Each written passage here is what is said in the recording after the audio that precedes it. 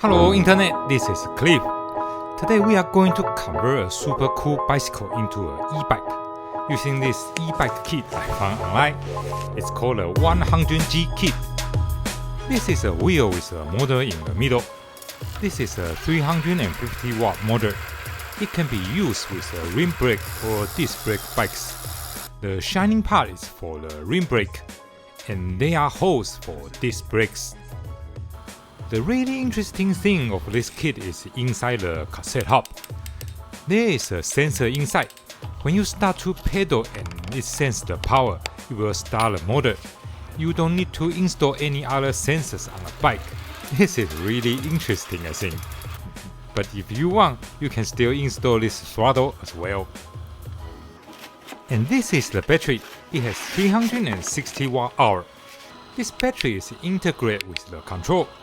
Here are all the parts we need to modify the bike. Next, we need a bike to modify, and we will use this beautiful track for this project. This Track FX is one of the most famous bicycles in the world. It has appeared in many news because it is the bike that President Biden rode and fell off. Besides the accident, President Biden has photoed riding the same bike at different places. I happened to buy the same bike when I was in school. This is one of my favorite bikes. There is a traditional track badge in the front. The protective film is still on the badge. The badge is still in mint condition. Actually, this bike is even more better than Biden bike. It has a carbon fiber handlebar and threads wireless shifting. Now it is going to get even more better with e-bike kit. First, we put a tire on the wheel. I used the GP 5000 32C. Next, we install a cassette. It has a Shimano 11-speed cassette body. It should work with 7 to 12-speed Shimano cassettes. I'm installing a Shimano 12-speed cassette. In my personal experience, the number of speed doesn't really matter for an e-bike.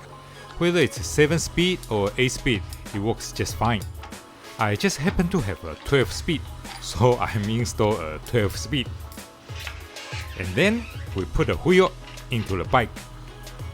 Tighten the screws. Attach the battery holder. Connect the wire of the battery holder and the motor. If you don't want to install the throttle, then this is the only wire you need to tidy up. But we will go ahead to install the throttle as well, just to see how the throttle works. And this completes our installation. This is how it looks. I would say it is not very different from the original look. If you like how your bike looked before, you will like how it looks now. Personally, I think it looks better than many more expensive brand name e-bikes. You turn on the system from here. One way to activate the motor is by pedaling. As soon as the crank starts to turn, the motor activates. It's just that simple. Another way to start the motor is the throttle. Like this, and the motor starts. The motor and battery is around 4.5 kilograms.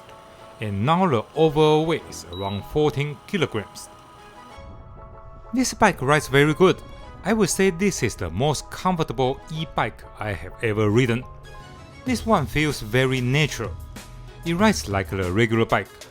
It makes sense because the geometry of this bike is what I am used to. And the power is very smooth. It has 5 levels of assist.